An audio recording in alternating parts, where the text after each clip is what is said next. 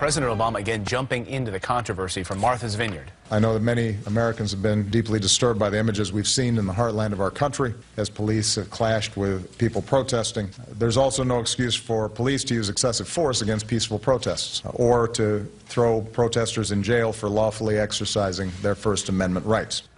But did the president go too far in choosing sides on this? Here now is Fox News legal analyst Peter Johnson, Jr. And Peter, there's a couple of investigations unfolding right now. Yes. You've got the FBI, the Department of Justice, and the local law enforcement angle. Did the president jump in too quickly on this? Well, I don't know if he's jumped in too quickly. He may have chosen a side too quickly with regard to this issue of excessive force and with regard to the police being an assault of force on protesters. What I expect, I think a lot of Americans expect, is the president to invoke the rule of law, to invoke reason. He did to some extent. But if you look at the shadings in his statements, he's clearly made a statement that the police were acting in an excessive way, that they were violating rights not only of protesters but of reporters on the scene. And so when you do so, you set a scene and you set an atmosphere, unfortunately, I think, for continued discord and possibly violence in such a community. So you may disagree with him, but there are some Republican senators, including Senator Rand Paul, who came out and saying that the militarization of our police force is troubling to him as a Republican, as a libertarian, and saying that he's troubled by the news stories of reporters being thrown out of McDonald's with SWAT teams coming in and this and that when he was a little kid, that you were expected to get in trouble, but you're not a shot at. I don't know the circumstances in terms of the reporters being asked to be moved from the McDonald's, and so if the police are wrong, then they should be held to account. But the greater issue that needs to be examined is there respect for the rule of law? Is there an equivalency between police and rioters in terms of their conduct? And can we accept the notion that you can hold peace hostage for the notion of selective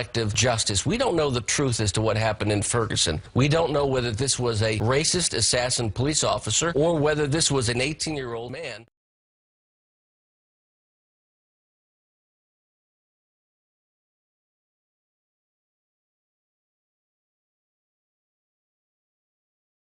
I want to address something that's been in the news over the last couple of days, and that's the situation in Ferguson, Missouri.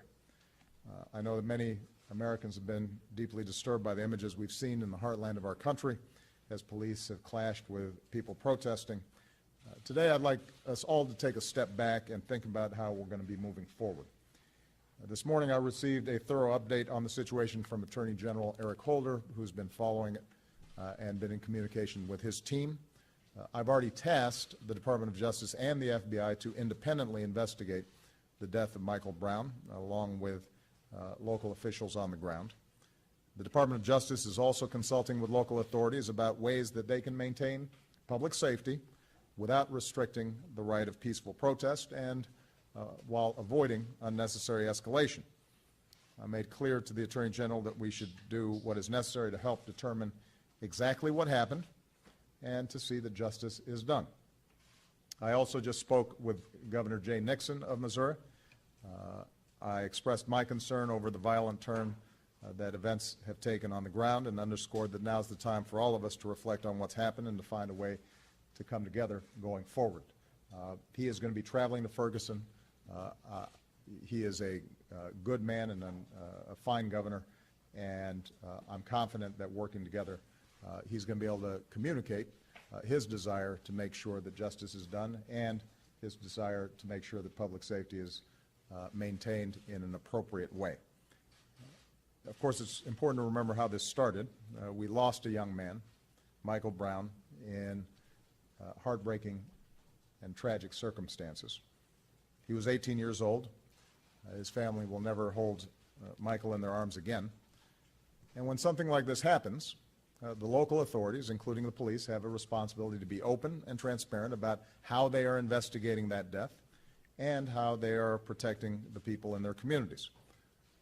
There is never an excuse for violence against police or for those who would use this tragedy as a cover for vandalism or looting. There's also no excuse for police to use excessive force against peaceful protests or to throw protesters in jail for lawfully exercising their First Amendment rights. And here in the United States of America, police should not be bullying or arresting journalists who are just trying to do their jobs and report to the American people on what they see on the ground. Put simply, we all need to hold ourselves to a high standard, particularly those of us in positions of authority. I know that emotions are raw right now in Ferguson. and there are certainly passionate differences about what has happened.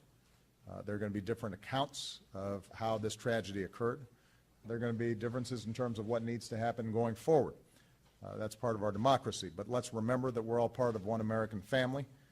We are united in common values, and that includes belief in equality under the law, a basic respect for public order, and the right to peaceful public protest, a reverence for the dignity of every single man, woman, and child among us, and the need for accountability when it comes to our government.